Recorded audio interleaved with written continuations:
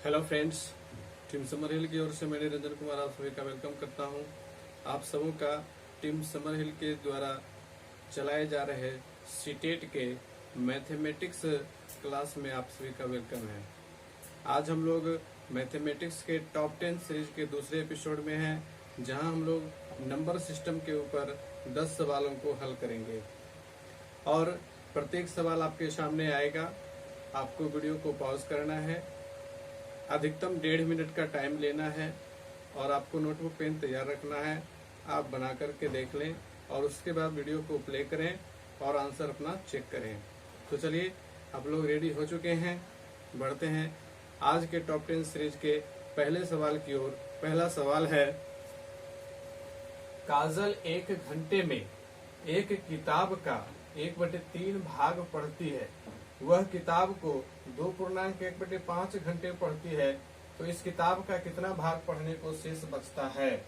Options हैं 1/3, 11/15, 4/15, 7/15। Solve करें।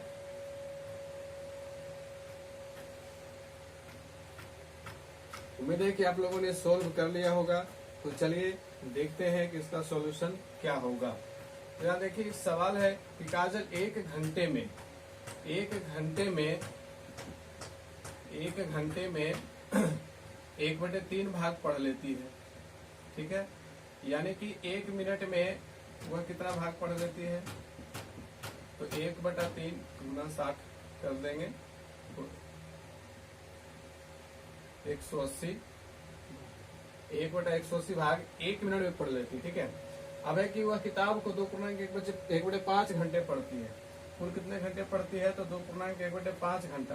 तो इसको हम लोग मिनट में बदल देंगे, तो 5 दूनी 10 है, 11/5 और गुना 60, 12/60, 12 गुने 11, 132 मिनट।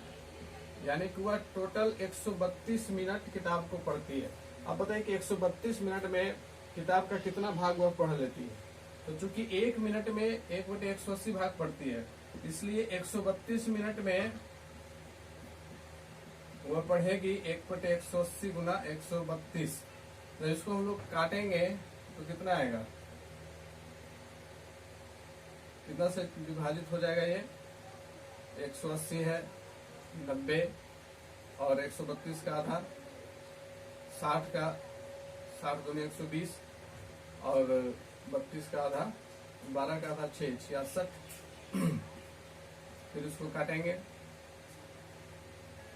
33 दूनी 66, 45 दूनी 90। अभी ये और कटेगा, 3 से कट सकता है, 5 4 9 और 3 3 6। तो 11 तिया 33, 15 तिया 45, 11/15 इस प्रकार से आता है। तो 11/15 भाग 132 मिनट में पढ़ती है। अब कहता है कि कितना भाग शेष बचता है? 11/15 उसने पढ़ लिया, अब शेष कितना बचा? तो 1 घटाओ 11/15 कर देंगे, तो 15 यहाँ लघुत्तम हो गया, 15 घटाओ 11, तो 4/15 भाग शेष बचता है। तो हमारा ऑप्शन नंबर 3 सही है। तो चलिए, आप लोगों को एक कैलकुलेशन समझ में आ गया होगा। बढ़ते हैं अगले सवाल। आइए देखते हैं दूसरे सवाल को। दूसरा सवाल है, किसी 2 अंकों की संख्या में दहाई का अंक इकाई के अंक से 4 अधिक है। दोनों अंकों का योग उस संख्या का 1/7 है, तो इकाई के स्थान वाला अंक क्या होगा? 5 4 3 1। समय शुरू होता आपका। उम्मीद है कि आप लोगों ने अपना कैलकुलेशन कर लिया होगा। तो चलिए मिलान कर लेते हैं। सवाल है, किसी 2 अंकों की संख्या में दहाई का अंक इकाई के अंक से 4 अधिक है। आप देखिए, सवाल जैसे आता है 2 अंकों की संख्या, तो 2 अंकों की संख्या में एक इकाई का अंक होगा और एक दहाई का अंक होगा। ठीक है, तो इसका फॉर्मूला होता है 10 गुने दहाई का अंक जोड़ इकाई का अंक। तो यदि हम x और y को दहाई और इकाई का अंक मान लेते हैं, तो हमारा जो अंक संख्या होगा वो 10x + y होगा। ठीक है, मैं इसका फॉर्मूला लिख देता हूं। संख्या बराबर 10 गुने दहाई का अंक जोड़ इकाई का अंक। ये 2 अंकों वाली संख्या का फॉर्मूला है। तो यदि हम दहाई के अंक को x मानते हैं और इकाई के अंक को y मानते हैं, तो हमारा संख्या क्या होगा 10x प्लस वाई होगा। सवाल को पढ़ेंगे कि संख्या में जो दहाई का अंक है वो इकाई के अंक से 4 अधिक है। तो यहाँ पे आप देखिए कि अधिक वाला जब दिया है ना तो x और y नहीं मानना है, ठीक है।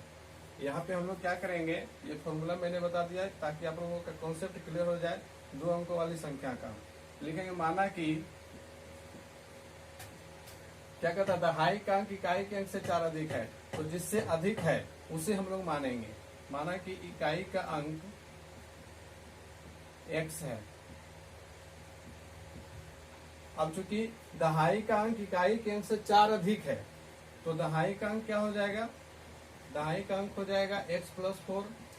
चूंकि कहता है कि दहाई का अंक इकाई के अंक से 4 अधिक है, 4 ज्यादा है, तो मैंने इकाई के अंक को x मान लिया तो दहाई का अंक क्या हो जाएगा x प्लस 4 हो जाएगा। अब फिर कहता है कि दोनों अंकों का योग, दोनों अंकों का योग यानी कि दहाई के अंक और इकाई के अंक, इन दोनों का योग उस संख्या का मतलब ये जो संख्या बनेगी इसकी जो, तो पहले हम लोग इसका संख्या निकाल लेते हैं। संख्या क्या होगी, तो संख्या बराबर होता है 10 गुने दहाई का अंक जोड़ इकाई का अंक। तो हमारे पास दहाई के अंक की जगह पे क्या है x प्लस 4 और इकाई के स्थान का अंक x है, ठीक है। तो हमारी जो संख्या होगी इस प्रश्न के लिए वो ये होगी 10 into X plus 4 plus x, ठीक है। अब कहता है कि दोनों अंकों का योग उस संख्या का 1/7 है। समझेंगे कि दोनों अंकों यानी कि इकाई एवं दहाई दोनों स्थान के अंकों का योग उस संख्या यानी कि 10 into X plus 4 plus x, इस क्या कहता है कि संख्या का 1/7 है यानी कि बटे 7 है, ठीक है। इकाई और दहाई के अंकों का योग संख्या के 1/7 है, तो संख्या हमारा क्या है 10 into X plus 4 plus x बटे 7 कर दिए क्योंकि संख्या का 1/7 है। अब इसको जब हम लोग कैलकुलेट करेंगे तो हमारा x का वैल्यू जो है वो निकल करके आएगा और इकाई के स्थान का मान हमारा आंसर आ जाएगा। तो चलिए इसको कैलकुलेट कर लिया जाए। यहाँ पे x प्लस एक्स है तो 2x हो जाएगा plus 4 equal two into 10x plus 40 plus x by 7 है। इस 7 को इधर ले आते हैं, क्रॉस मल्टीप्लिकेशन हो जाएगा, 7 दूनी 14 7 चौक 28 बराबर 10 1 11 हो जाएगा, 11x प्लस 40। अब यहाँ देखिए 14x इधर ले आते हैं इसको माइनस 11x, ये प्लस में है इधर चला जाएगा तो माइनस में हो जाएगा। अब 14 में से 11 गया तो 3 बच जाएगा, 40 में से 28 घट गया 12, 3 चौके 12 यानी कि x का मान 4। तो हमारा ऑप्शन नंबर 2 सही है। तो बढ़ते हैं अगले सवाल की ओर। ये बढ़ते हैं तीसरे सवाल की ओर। हमारा तीसरा सवाल है, कोई दो अंकों की संख्या तथा उनके स्थान परिवर्तन से बनने वाली नई संख्या का योग 110 है। यदि उन अंकों का अंतर 4 है तो वह संख्या क्या होगी। 62, 73, 84, 51 जल्दी से सोच कर बताइए। उम्मीद है कि आप लोगों का कैलकुलेशन हो गया होगा। तो चलिए इसके ऊपर कैलकुलेशन देखते हैं क्या होगा। इसका सवाल है कि कोई दो अंकों की संख्या, या फिर से दो अंक आ रहे हैं, दो अंकों वाली संख्या, ठीक है, तथा उनके स्थान परिवर्तन से बनने वाली नई संख्या का योग 110 है। तो यहाँ देखिए हम लोग क्या करेंगे, माना कि संख्या का इकाई अंक y है और दहाई अंक x है, इसलिए संख्या का सूत्र अभी मैंने तुरंत बताया, 10 गुने दहाई का अंक जोड़ इकाई का अंक 10x प्लस y। अब जब इनका स्थान परिवर्तन होगा, स्थान परिवर्तन के बाद बनने वाली संख्या, तो ये 10y प्लस x हो जाएगा। अब कहता है कि उनके स्थान परिवर्तन से बनने वाली नई संख्या का योग 110 है, यानी कि पहले जो संख्या थी और स्थान परिवर्तन के बाद जो संख्या बन गई, इनका योगफल 110 है। इसको अब जब हल करेंगे तो 10x plus x 11x, y plus 10y, दोनों में हमारा 11 कॉमन है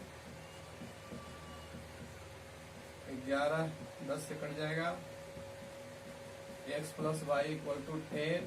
इसको हम लोग इक्वेशन नंबर 1 बना लेंगे। अब है कि यदि उन अंकों का अंतर 4 है, अंकों का अंतर 4 है, तो x माइनस वाई करने पर 4 आएगा। ये हो गया समीकरण 2। अब इन दोनों समीकरण को हल करेंगे। वाई वाई कट गया, 2x बराबर 14 कट जाएगा, x का मान 7। तो जब x का मान 7 आया तो y का मान क्या हो जाएगा, समीकरण 1 या 2 में इसका मान बैठा लेंगे। x प्लस वाई है तो 7 plus Y equal to 10, Y equal to 10 minus 3। तो हमारा जो अंक संख्या होगी वो क्या होगी, 10x प्लस वाई है ना, तो 10 गुने x के जगह पर 7 जोड़ 3, तो 10 सत्तर 70 जोड़ 3 73 आंसर है। तो ऑप्शन नंबर 2 सही होगा।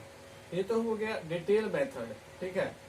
ये आपकी अवधारणा को स्पष्ट करने के लिए मैंने डिटेल मेथड का प्रयोग किया कि इस प्रकार से इस प्रश्न का आंसर होगा। लेकिन जब आप एग्जाम हॉल में होगे तो इतना सारा कैलकुलेशन करने के लिए आपके पास टाइम नहीं होगा, तो वहां पे हम शॉर्टकट ट्रिक का इस्तेमाल कर सकते हैं। अब देखिए इसमें शॉर्टकट ट्रिक कैसे इस्तेमाल होगा। सवाल कहता है कि 2 अंकों की संख्या है, तो इस चारों ऑप्शन में देखिए तो 2 अंकों की संख्या है। यदि उन अंकों का अंतर 4 है तो 6 में से 2 घट गया 4, 7 में से 3 घट गया 4, 8 में से 4 घट गया 4, 5 में से 1 घट गया 4, सभी का अंतर 4 है। यहाँ कंफ्यूजन है। कहता है कि उनके स्थान परिवर्तन से बनने वाली नई संख्या का योग।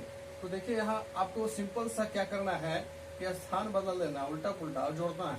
6 2 8, 6 2 8, 110 आना चाहिए, 7 3 10, 7 3 10, 1 11 आ गया। हमारा ऑप्शन नंबर 2 सही है।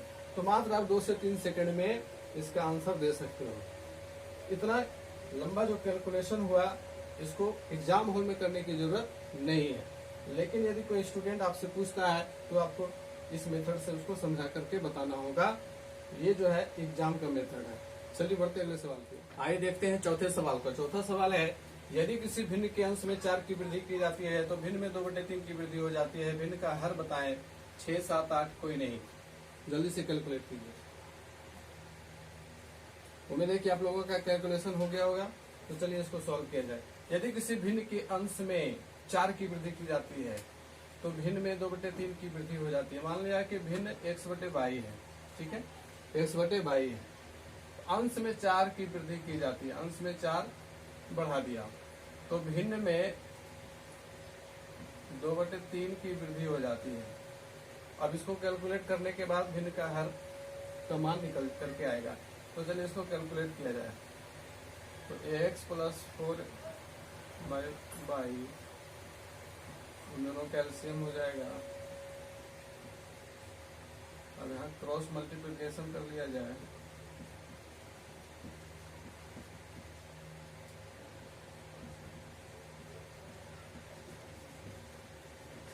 Into X Y 12y 3 into X Y 2 Y square.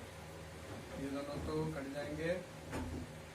अब बच गया 12y बराबर 2y स्क्वायर। तो 1y को इधर रख दें, 2 6 12, 6 आंसर हो गया। ऑप्शन नंबर 1 सही है। तो चलिए आप देखते हैं 5वें सवाल को। 5वां सवाल है, किसी संख्या में 51 से भाग देने पर शेष 36 है तो उसी संख्या में 17 से भाग देने पर शेष कितना होगा। जल्दी से बताइए। 2 3 7 1 क्या होगा। इसका कैलकुलेशन आप लोगों ने कर लिया होगा। तो चलिए इसके ऊपर चेक कर लेते हैं। सवाल है कि किसी संख्या में 51 से भाग देने पर शेष 36 है तो उसी संख्या में 17 से भाग देने पर। अब यहाँ देखिए कि 51 से भाग दिया गया और फिर कहा जा रहा है कि 17 से भाग देने पर। आप देखेंगे कि 17 और 51 में क्या संबंध है। तो 51 जो है वो 17 से पूरी तरह से विभाज्य है। 17 51 कट जाएगा। तो यहाँ जो 36 शेष बचा, अब 36 में हम लोग डिवाइड कर देंगे 17 से, 17 से। तो 17 दूनी 34 बच जाएगा 2। शेष हमारा बचेगा 2। Option number 1 answer. चलिए देखते हैं छठे सवाल को। छठा सवाल है, संख्याओं 35 व 38 के वर्गों का अंतर क्या है। वर्गों का अंतर बताना है। 210, 215, 219, 221, जल्दी से सोच के बताइए। तो ये जो कैलकुलेशन होगा इसको लॉन्ग टर्म में नहीं करना है, लॉन्ग टर्म में कीजिएगा तो ज्यादा टाइम लगेगा। फॉर्मूला के अनुसार हम लोग कर लेते हैं। सवाल क्या है कि 35 के और सॉरी उल्टा वहां हो गया है, 38 का होगा, 38 चूंकि बड़ा है और 35 छोटा है, तो 38 का स्क्वायर माइनस 35 का स्क्वायर करेंगे तो ए स्क्वायर माइनस बी स्क्वायर, ठीक है। ए स्क्वायर माइनस बी स्क्वायर का फॉर्मूला क्या होता है, तो ए प्लस बी इंटू ए माइनस बी, ये इजी मेथड है। अब इन दोनों को जोड़ लें, 8 5 13 के 3 3 3 6 7 73 हो गया, घटा करके बचेगा 3, 73 गुने 3 3 तिया 9, 7 तिया 21, 219 आंसर आ गया तीसरा नंबर।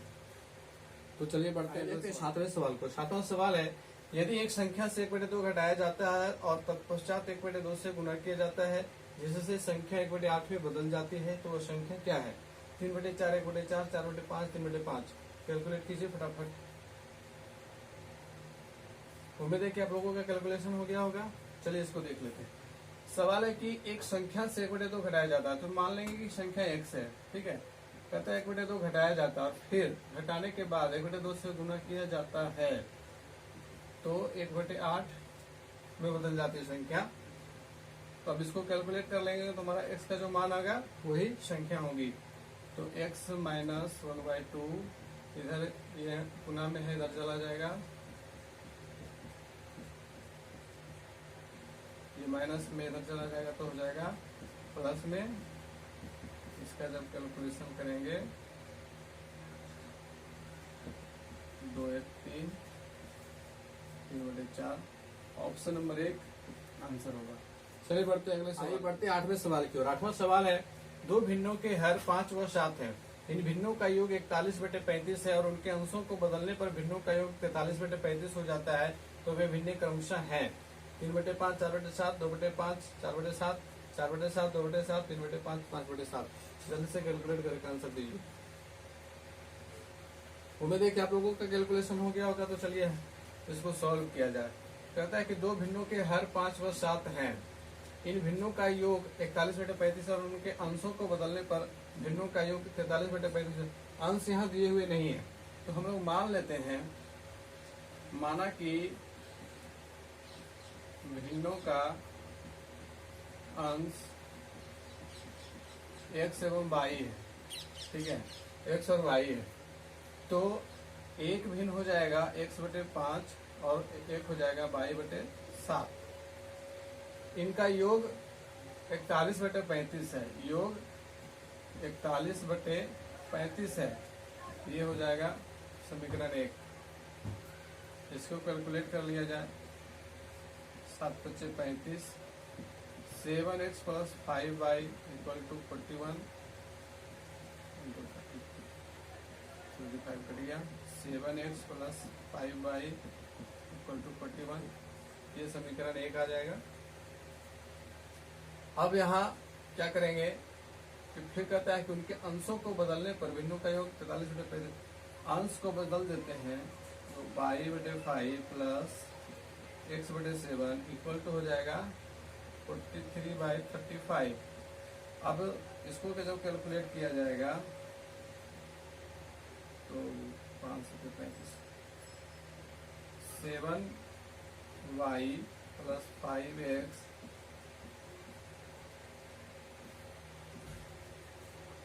= 43, ये दूसरा समीकरण हो जाएगा। तो हम लोग जब इन दोनों समीकरण को सोल्व करेंगे तो हमारा x और y का जो मान आएगा उससे हम लोग आंसर निकाल लेंगे। तो चलिए इसको सोल्व किया जाए। 7x + 5y = 41 और 7y, इसको 7y उल्टा पुल्टा है तो इसको हम लोग 5x + 7y लिख लेते हैं।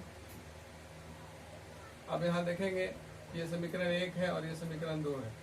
दोनों के x को बराबर कर लेते हैं तो इसको 7 को 5 से गुना करेंगे और 5 को 7 से गुना करेंगे, दोनों बराबर हो जाएगा। 7 × 5 = 35, 5 × 5 = 25 और 41 को 5 से गुना करेंगे, 5 × 5 = 5, 5 × 20, 7 × 5 = 35, 7 सत्ते 49, 7 तिया 21, 7 चौक 28, 28 और 2 30, माइनस माइनस माइनस, ये दोनों तो कट गए। 49 में से 25 घटाइए 24 माइनस में हो जाएगा। 301 में से 205 घटाइए 96, ये भी माइनस में हो जाएगा। 24 चौके 96, y का मान आया 4। जब y का मान हम लोग समीकरण 1 में रखेंगे तो 7 into X plus 5 into 4 equal to 41, 41 घटाओ 20 तो x बराबर हो जाएगा 21/7, x का मान आया 3। तो इस प्रकार से हम देखते हैं कि x/5 और y/7 हमारा भिन्न था, तो x/5 यानी कि ये हो जाएगा 3/5 और यहाँ y/7 था तो y का मान 4 आया तो 4/7। हमारा ऑप्शन नंबर 1 सही है।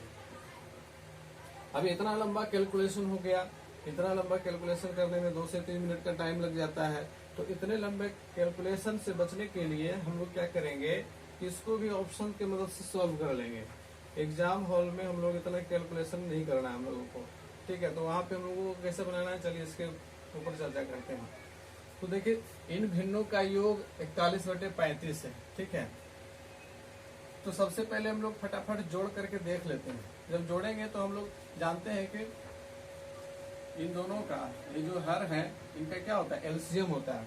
तो 7/35, 7/35, 7/49, ये तो बिल्कुल नहीं होगा। 7/35, ये 3 हो गए कंफ्यूजन वाले। अब योग है 41, तो देखिए क्रॉस मल्टीप्लिकेशन कीजिए और जोड़िए। 7 तिया 21, 5 चौके 20, 21 और 20 हो गया 41। तो हमारा पहला ही ऑप्शन 41 सही हो गया।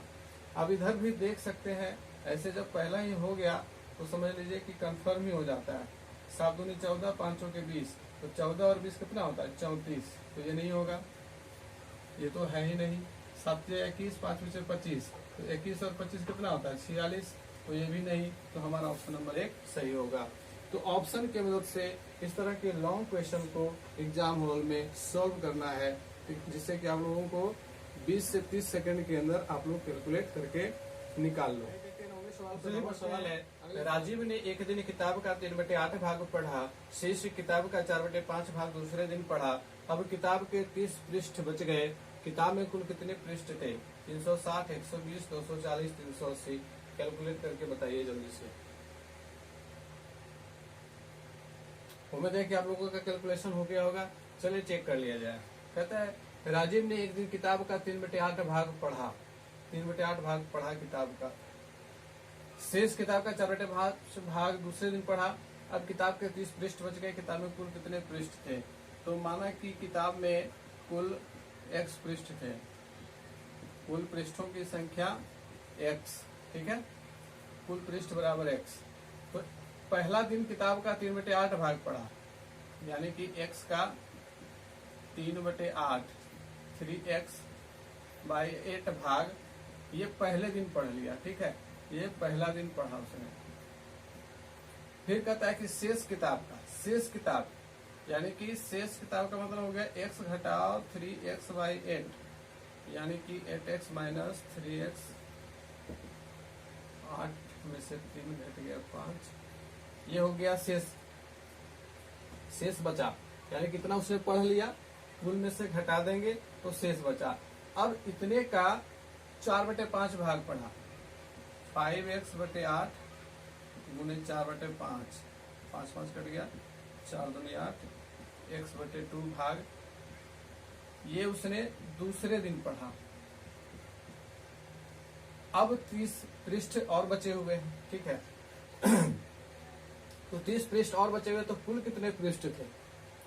तो कुल पृष्ठ x है। x में से हम लोग क्या करेंगे, ये पहला दिन का जो पढ़ा और जो दूसरे दिन का पढ़ा, इन दोनों को जोड़ करके घटा देंगे तो बचेगा हमारा 30। अब इस समीकरण को कैलकुलेट कर लेने के बाद हमारा आंसर आ जाएगा। तो आइए देखते हैं कि आंसर क्या होगा। यहाँ पे 8 और 2 का लघुत्तम 8 हो जाएगा। 8 का 8, 3x प्लस 2 चौके 8, 4x equal to 30, x minus 3 और जोड़ 4, 7 हो गया। 8x माइनस 7x, अब x बराबर 30 गुने 8, तो 240 पृष्ठ हमारा आंसर होगा। तीसरा नंबर ऑप्शन सही है। चलिए बढ़ते हैं आज के टॉप 10 सीरीज के देखते हैं आखिरी सवाल को। हमारा जो आखिरी सवाल है, यदि 1 0 1 0 1 1 1 यहाँ पे 2 है इक्वल टू ब्रैकेट में खाली स्थान है, इधर 10 है, तो रिक्त स्थान यानी कि खाली स्थान की संख्या क्या होगी? 85, 87, 127, कोई नहीं। जल्दी से बताइए। उम्मीद है कि आप लोगों का कैलकुलेशन हो गया होगा। तो मैं इस संदर्भ में बता देता हूं कि यह जो हिसाब मैंने दिया है, यह जुलाई 2019 के पेपर फर्स्ट में इसी तरह का एक हिसाब पूछा गया था, जिसकी चर्चा मैंने टॉप 10 सीरीज फर्स्ट में की है। तो टॉप 10 सीरीज आप फर्स्ट अगर आप लोगों में से किसी ने नहीं देखा है तो आप जाकर के वहाँ इस चीज को समझ सकते हैं। और जुलाई के पेपर में इस प्रश्न को पूछा गया था, और ये प्रश्न दरअसल डेसिमल टू बाइनरी और बाइनरी टू डेसिमल के ऊपर आधारित है। यहाँ पे देखेंगे कि 1010 की संख्या है, तो 1010 जो है ना वो बाइनरी डिजिट होती हैं, और चूंकि ICT को बढ़ावा दे रही है सरकार, तो इसीलिए सीटेट के एग्जाम में ICT के संदर्भ में मैथमेटिक्स में इस हिसाब को पूछा गया था। तो यहाँ देखेंगे कि ये जो ब्रैकेट के नीचे 2 है, ठीक है, ब्रैकेट के नीचे 2 है और यहाँ ब्रैकेट के नीचे 10 है, यानी कि बाइनरी से हमें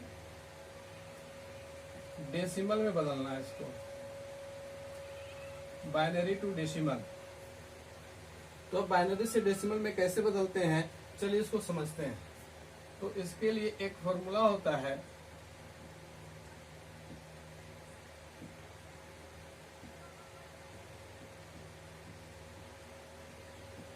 इसी तरह से आगे जाया जा सकता है। अब देखिए 2 पे पावर 0 इसका वैल्यू क्या होता है? 1 होता है। 2 पे पावर 1 इसका वैल्यू क्या होता है? 2 होता है। इसका 4, 8, 16, 32, 64, 128, इसी तरह से आगे जाएंगे। अब ये जो बाइनरी के डिजिट्स हैं, इनको राइट साइड से बैठाना है, ठीक है। 1 तो यहाँ 1 बैठा देंगे, फिर 1, फिर 1 बैठा देंगे, फिर 1 बैठा देंगे, इसके बाद 0, फिर 1, फिर 0, फिर 1। अब जहां जहां 1 है जहां जहां 1 है उनके डिजिट को लेंगे और 0 वाले डिजिट को छोड़ देंगे, क्योंकि 1 ऑन होता है और 0 ऑफ होता है, ठीक है। तो अब यहाँ देखिए 64 आ गया, प्लस 16 प्लस 4 प्लस 2 प्लस 1, तो 64 plus 16 plus 4 plus 2 plus 1 equal to 87। तो हमारा आंसर क्या होगा? 87।